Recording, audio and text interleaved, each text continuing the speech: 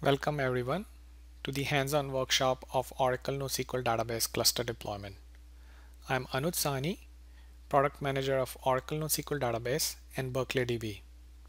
Before we get further with the presentation, I would quickly like to share our safe harbor statement, which basically states that any forward-looking features, functionality information that I share with you today should by no means be considered as a contract or commitment by the product team or Oracle. This session is for information purpose only. Here is the agenda of our session today. I will cover the high-level overview of Oracle NoSQL Database and will share some important points on why you should consider Oracle NoSQL Database to build your enterprise application. I will walk you through the cluster deployment process right from the sizing of the cluster to the real production-ready deployment of 9-node cluster in a single data center. We will then learn from the hands-on labs that how you can expand the cluster on demand and across multiple data centers. Last but not the least, we will also upgrade our 16-node cluster in a rolling upgrade fashion to the latest version of the product without making any shard offline. Oracle NoSQL Database is a distributed, scalable, highly available key-value database. Applications that need fast but simple access to their data and requires extreme scalability in a rapidly evolving environment can benefit a great deal from NoSQL technologies. A key-value database is not a new technology. Oracle Berkeley DB is a good example of a key-value database that has been around for more than 2 decades. What is innovative and disruptive about this technology is the fact that scalability, horizontal distribution of data, and high availability via replication are built into the architecture of the product. This combination of simple get-put non-relational operations along with scalable, highly available nature of NoSQL database attracts many Web 2.0 technology companies that are willing to try something new to get an edge in the competitive world. The Oracle NoSQL Database is focused on the needs of enterprises seeking to leverage NoSQL technologies. Therefore, it is designed with enterprise developer in mind.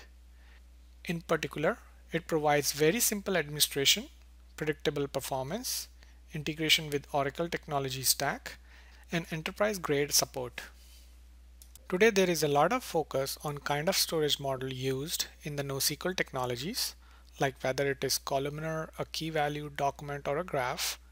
We also care a lot about specific feature of a product. And of course, the performance is always a big topic of discussion. At the end of a day, those features are not that crucial. They may have some short-term importance and impact. However, in the longer term, storage models are going to converge and features will become standardized and common.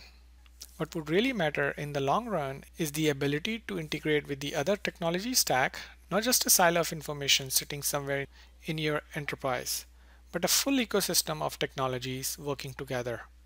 What would also be important for a mission critical application is the enterprise support and predictable performance so that these businesses can meet their SLA requirements. Other NoSQL products don't really address comprehensive integration.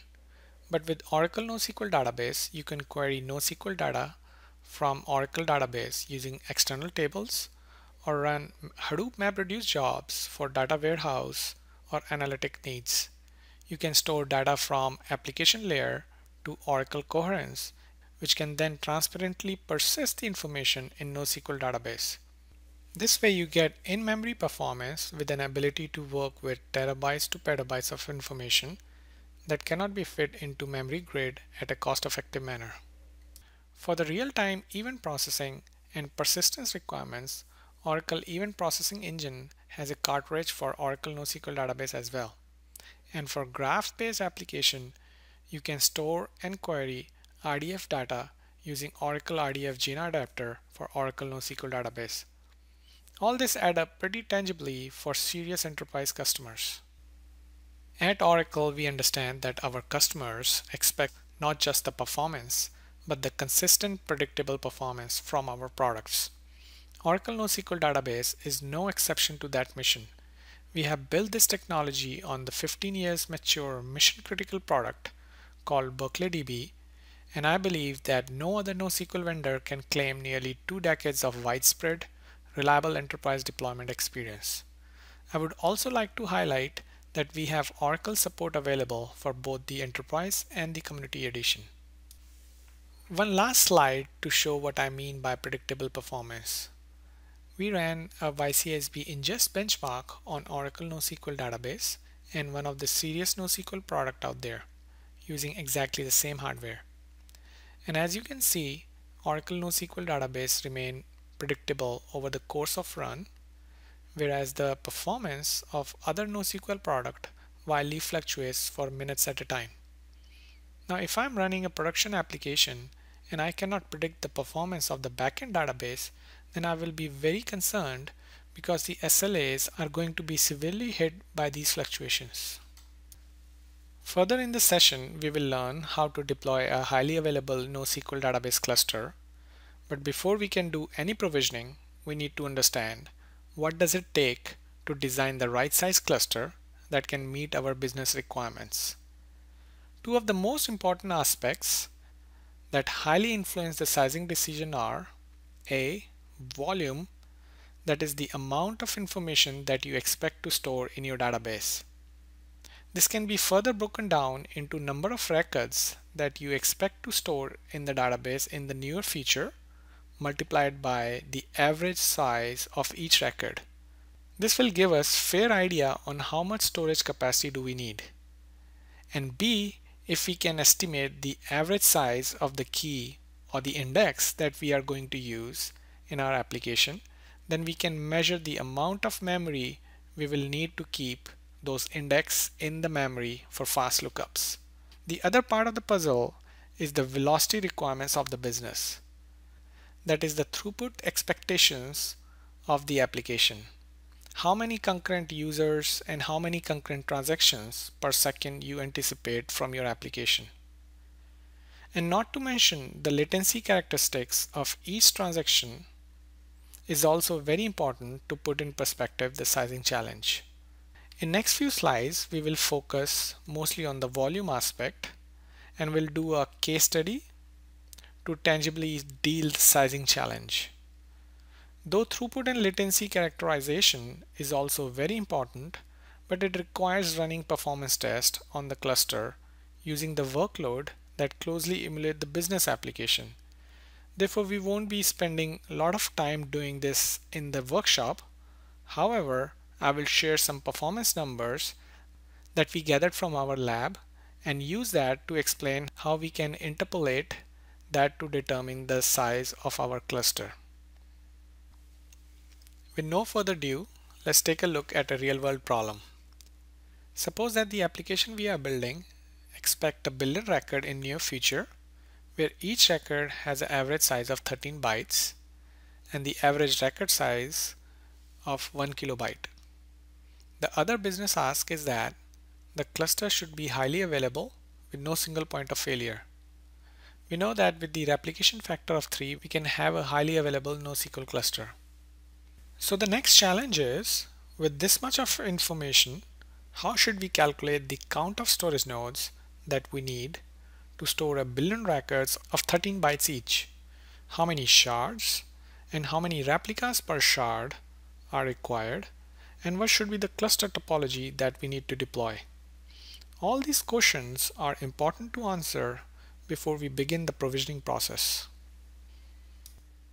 There is a nice little tool available in je.jar library that can be found from kvhome/lib directory.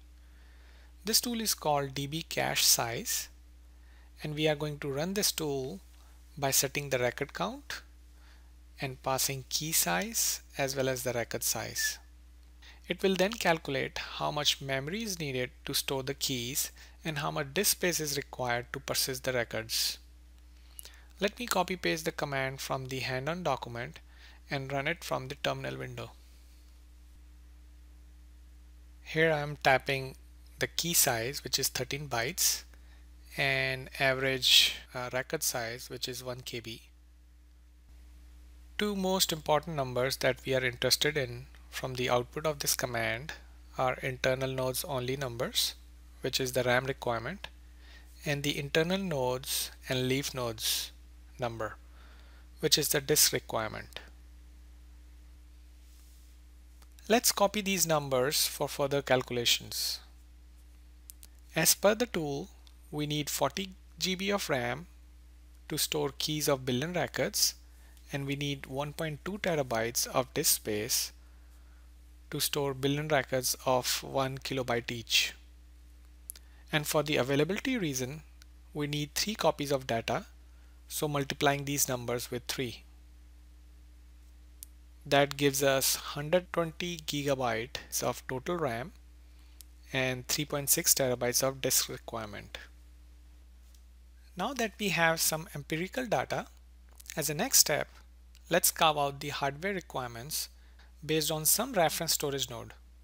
For this case study, assume that the commodity hardware that we would like to use to build our cluster has a 48 GB RAM and 3 spindle disk drives attached to each blade, which is total of 1.5 terabytes.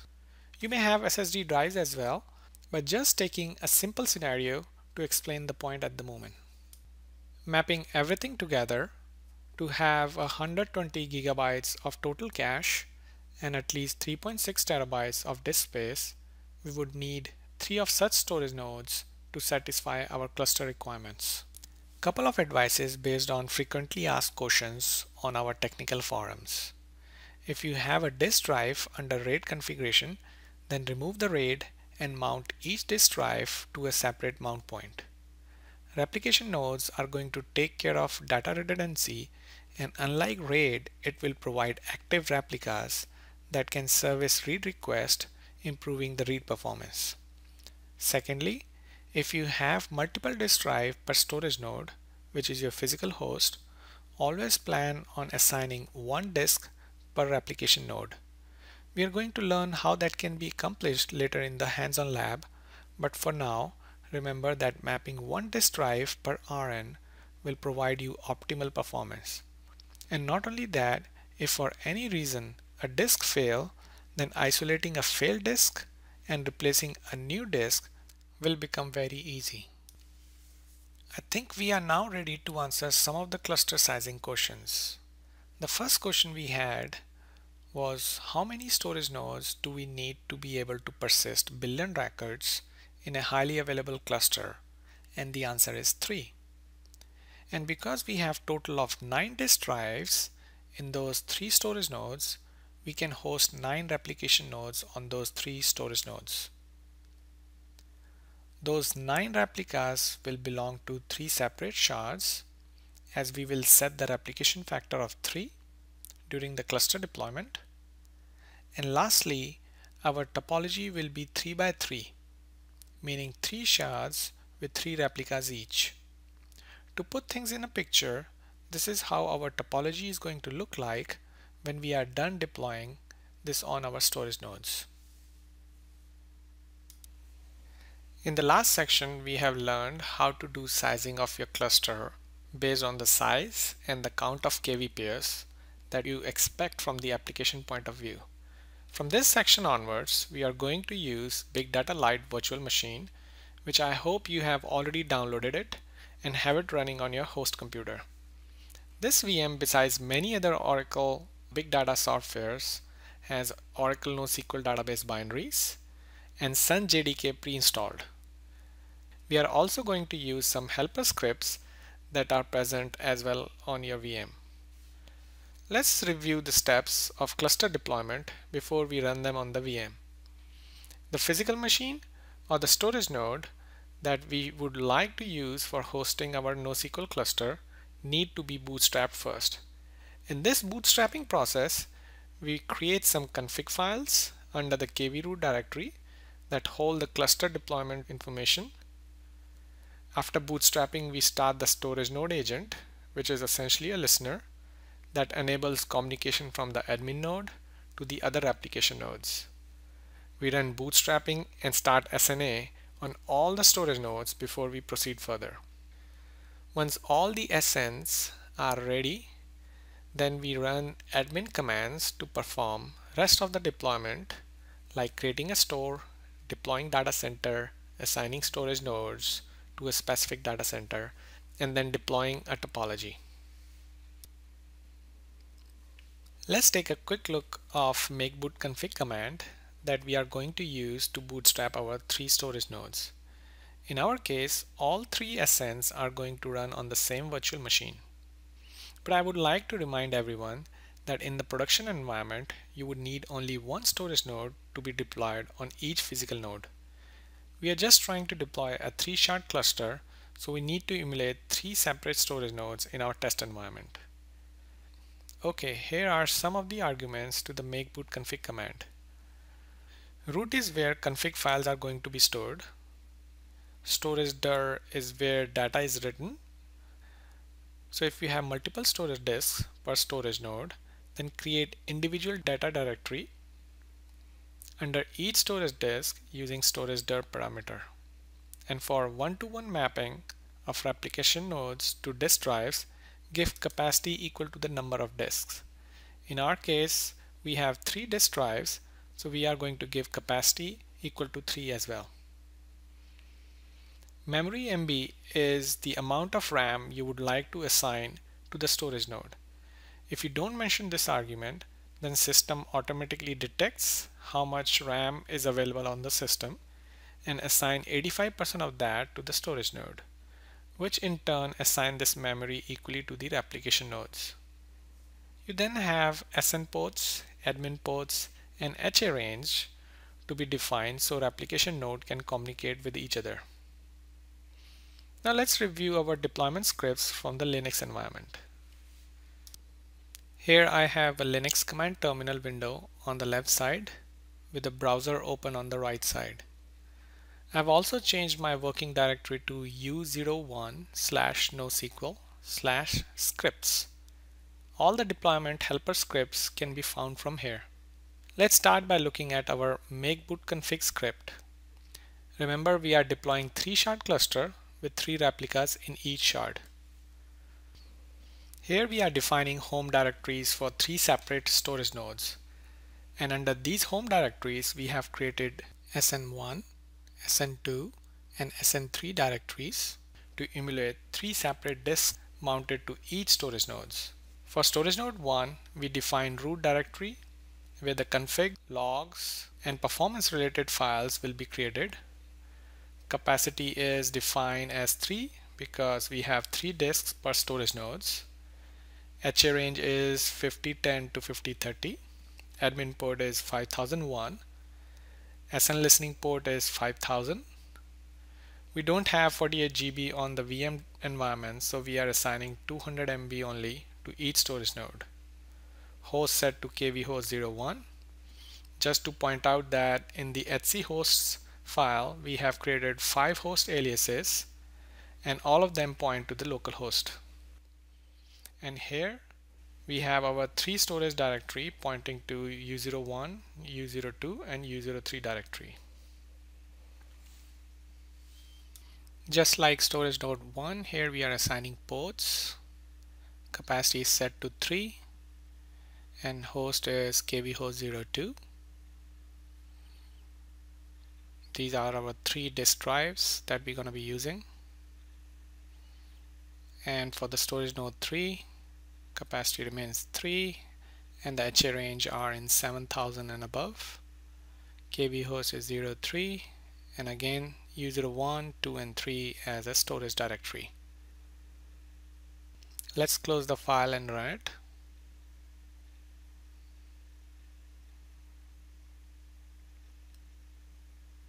So we just bootstrapped 3 of our storage nodes. And now before we start the storage node agents, take a look at the start SNS script. Here we are starting storage node agents on all the 3 storage nodes that we just bootstrapped. Notice that we are passing kvroot directories to start the agents. Let's close the file and run it. Before than that, JPS to make sure there is no Java process running. Started the script, JPS -m, which displays that we have 3 storage node agents running and the admin services are running too on all the storage nodes. Next step is to run admin deployment plans to set up 3-shard cluster using these 3 storage nodes. We are going to review the deployment script first, called 3x3.kvs. Let's open up that file and review it. The first command here is the configure -name kvstore, which means we're going to deploy a store by name kvstore. Next, we create our data center, Houston, and assign a replication factor of 3. Next, we deploy a storage node and assign it to the Houston data center. And on the same storage node, we also deploy admin service. Same thing with the second storage node, kvhost02, running on port 6000. And then the storage node 3, running on port 7000. We deploy our third admin service on storage node 3 for HA reason. Next, we will create a topology and give partitions as 120, which will be equally divided to all the shards. Then we'll do a preview, and after that we'll deploy the topology. Couple of interesting points to note here. A, the deployment commands are very intuitive and concise. B, it needs only 11 lines of code to deploy 3 shards cluster with 3 replication node each, plus a 3 node admin cluster with no single point of failure. Let's close the file and take a look at one more helper script called runscript.sh. To perform store configuration, we are going to use runadmin utility, which takes port and host option to connect to a storage node first. And once connected, we can load our deployment script using -file option to run it as a batch. Now that we have gone through all the steps of deployment, let's now run 3x3 kvs script.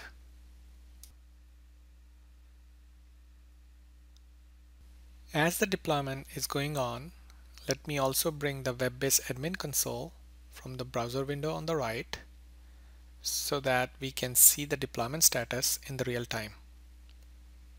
So far we have 3 node admin server deployed, and just now 3 replication nodes under RG1 has came up. Now we can see 2 more replication nodes under RG2, which is shard 2, got just added. Now the third one. So this is now our third shard that has now all the replication nodes up and running. There are 2 logical views that you can inspect from this topology window. Number 1 is between storage node and the replication node. In other words, if you want to find out what are all the replication nodes that are deployed on a specific storage node, then you can view that relationship from here. The other view on the right is between the shard and its replicas to a storage node. The interesting thing to point out here is that if you go through all the 3 replication nodes under a specific shard, you will observe that all the 3 replication nodes are running on 3 different storage nodes. And that is exactly what we would like, so that no single storage node failure make the whole shard unavailable. This concludes our first hands-on exercise for deploying 3x3 topology on 3 storage nodes. Quick review of what we have done so far. In the last exercise, we deployed a highly available cluster in Houston data center with total of 9 replication nodes spread across 3 separate shards. In the next exercise, we will learn how easily we can expand our cluster to meet the growing needs of our business. Recall that more shards mean more master nodes to do the right operation, and hence the write performance improves, and more the replication nodes in the cluster means more places to service the read requests, which means the read performance becomes better. In short, cluster expansion improves both read and write throughput of the cluster. Here's our goal is from the next exercise. Let's now run the steps to add a new shard of replication factor 3 to the existing cluster. Under the scripts folder, there is a makabootconfig-sn4 shell script. Let's open that and review it very quickly. Just like previous 3 storage nodes, this fourth one will also be of capacity 3. We already have SNs running on port 5000, 6000 and 7000 on the same localhost, so we need to provide 8000 port range for this one. Listener is running on KV host 04 and 3 storage disks are U01, U02 and U03. Second step after the bootstrapping would be starting the SNA, and that is what we are going to do next. Notice that we are passing SN4 KV root to the -root argument. This will start the storage node agent from the SN4 KV root directory. Let's now run the commands. First the makabootconfig SN4 and now start SNA SN4. That should bring the storage node agent up and running. Next we need to run admin commands to expand our cluster. And we will begin by adding a new storage node to Houston Datacenter.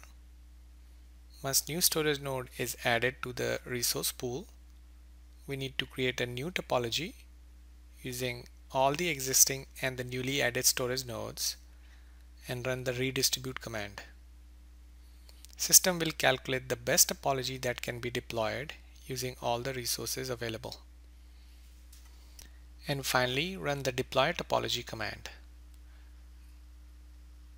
Now let's run this 4x3 kVA script to start the deployment process. From the web console, we can see the deployment status in action. Note that we are adding a storage node with a capacity of 3, which is enough to host 3 replication nodes. But these replication nodes cannot belong to the same shard, or else the storage node will become single point of failure for the shard. And the system is smart enough to pre-calculate all these constraints and will migrate 2 replication nodes from the existing shards to the new storage node that is just being added, and host the 3rd replication node from the shard 4. All this happens automatically, making it very simple and seamless for the administrators. When everything completes, then we will have 4th shard added to the cluster without bringing the cluster down or anything.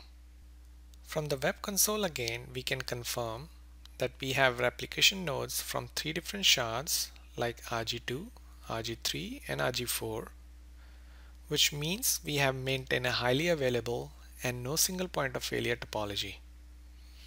This concludes our expansion exercise, and I hope you would appreciate that it was a very quick and completely online process to expand the cluster on demand.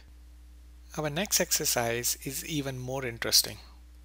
Think of a scenario where you have majority of replicas in a primary data center, and to protect from any disaster scenarios, you would like your data to be replicated to a secondary data center.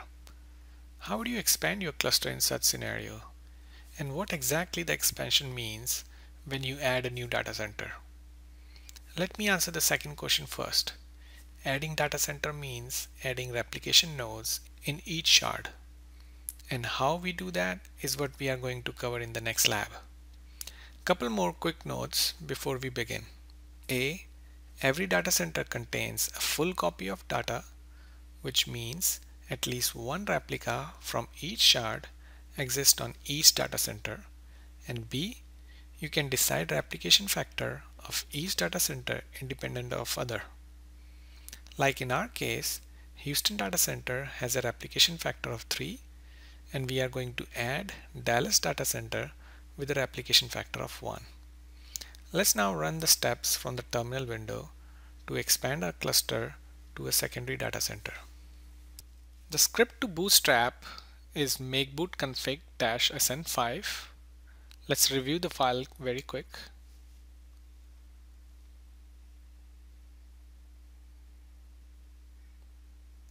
Note that we currently have 4 shards running in Houston Data Center, and to add Dallas Data Center we need at least a capacity of 4, which is equal to the count of shards in Houston Data Center.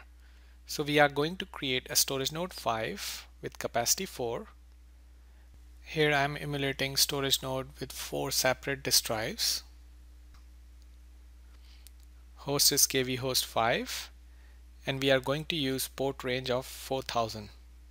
In the production environment, each storage node will be running on a separate physical node, so you can pick the same port numbers if you want for all the storage nodes. Let's close the file and open startsna-sn5 script. Just as before, to start the storage node agent on sn5, we are passing its kv root directory. Let's bootstrap the storage node 5 now. And then start storage node agent 5. Now open the 4x4 KVS deployment script. Notice in the very first line, we are deploying a new data center Dallas with replication factor of 1. Note we add SN5 running on KV host 05 and then add that storage node to Dallas data center. Then just as before, we clone the topology and name it 4x4. Next we will run the distribution based on the current state of the resources. We will do the preview and deploy. Adding a whole new data center is practically half a dozen worth of admin commands. I can't stress enough that Oracle NoSQL Database makes the deployment or expansion of the cluster on demand so simple and intuitive that not only it is easy to work with, but also lots of fun. Let's now run the deployment script and see the process in action from the web console. From the topology view on the right, we can see that Dallas data center has just got added to the topology, and one by one all the replication nodes from 4 different shards are getting added to the Dallas data center as well. Here we have all 4 replication nodes, one from each of the 4 shards. If we look at the shard view on the right hand side, you would notice that each of the 4 shards have grown from 3 replication nodes to 4 replication nodes, of which the 4th one is in the Dallas data center. This topology is not only highly available, but also resilient from any disaster scenario. This concludes our cluster deployment and expansion lab. So far we have learned how to deploy a highly available NoSQL database cluster on multiple storage nodes, and then how to expand that cluster by adding more shards or by adding more application nodes in a separate data center.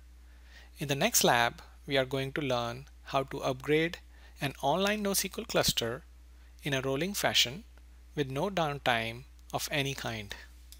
To begin, we need to download the latest version of NoSQL Database from the OTN website. From the browser window, type this hash URL bit.ly/1f0d8w That should open NoSQL Database OTN web page. And I would suggest that you also bookmark this page, as you can find a lot of interesting information about the product from here. To download the latest release, click Download tab and select Enterprise Edition by agreeing upon the terms of use. Note that you would need an Oracle account to download the Enterprise Edition. So if you don't have an account set up already, then for this lab I would suggest that you go ahead and download Community Edition, as that would not require a single sign-on. I'm going to save the latest zip file in the temp directory. As you can see that I downloaded 2157 release in the temp folder, so next I'm going to unzip this file. From u01/NoSQL folder, where we already have 2154 version saved, I'm going to do the unzip of this downloaded zip file. I think this was a useful exercise to do because it demonstrates that it takes only the unzip command to do the installation of binaries on a storage node. Now that you know how easy it is to do the download and install NoSQL Database, we can proceed to the next step. Next, we will begin by setting an environment variable, new KV home,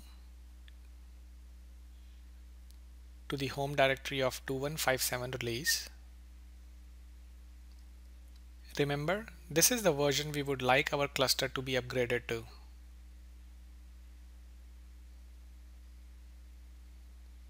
Let's echo the variable to make sure everything is set properly. Now that we have new KV home environment variable set, let's go back to /u01/nosql/scripts directory, where all the script files are saved, and review the script by name show upgrade order. Couple of things to know in this single line command. Number one, we are going to use run admin tool from new KV home directory, not the old KV home. Second, to display the order in which we can safely upgrade our 5 storage nodes without making any shard unavailable for read or write, we will use show upgrade command. Let's now run the command. What we see here is the order in which we should be upgrading the storage nodes in the cluster. So the first SN to upgrade is SN3 followed by SN4 and so forth. Next, we will learn how to upgrade a specific storage node. Open upgrade SN script and notice that we are first shutting down the storage node agent, which will stop all the replication nodes and the admin servers managed by it. And then after 10 seconds of sleep time, we will switch to new KV home and start the agent from there. Again, when the agent gets started, it will start all the instances that were managed by it before. We'll wait for 30 more seconds to get everything settled down, and then we show the upgrade order again. Let's now run the command and pass SN3 as the input argument. Notice that it will stop the storage node agent 3 and all the instances managed by that agent. And after that, it will switch to new KV home and will start the storage node agent again and the instances that are managed by it. It then do a show upgrade command again. And you can see that SN3 is no more in the list. The next one to upgrade is SN4. So let's now upgrade the SN4 just the way we upgraded SN3. It's starting the SN4 from the new KV home, and once done, we can see that SN4 is no more in the upgrade list. The next one in the list is SN1. So now let's do an upgrade on SN1. We can also view the status of storage node agent 1 from the web console. Now we are done with the SN1, and the next one in the list is storage node agent 2.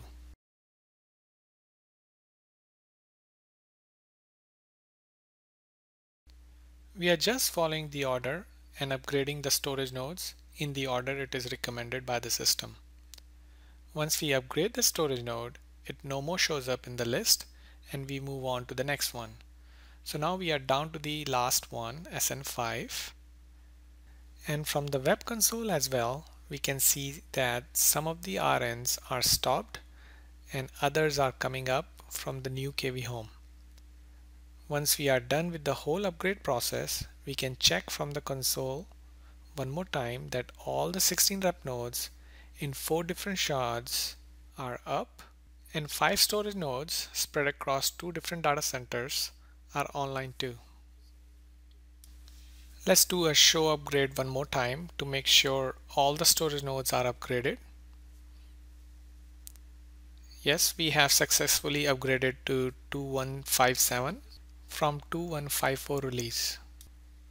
So this was how you can manually but efficiently upgrade a mid-sized NoSQL database cluster. However, if you have a fairly large size cluster and you would like to automate the whole process, then there is a script as well that comes with the product.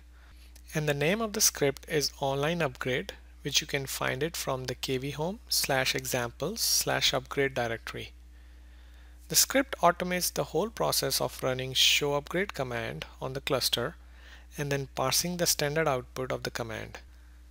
It then loops through the list of storage nodes and practically does what we just did manually. You can review this script on your own, but I think that now you understand the upgrade process much better, so you should be able to make any changes to this script based on your business needs very easily. This concludes our hands-on lab on upgrade. I hope you found this session useful, and thanks again for joining us today to learn more about the NoSQL database technology. Please feel free to send your questions through the chat window, and we will try to answer them in the order it is received. Thank you.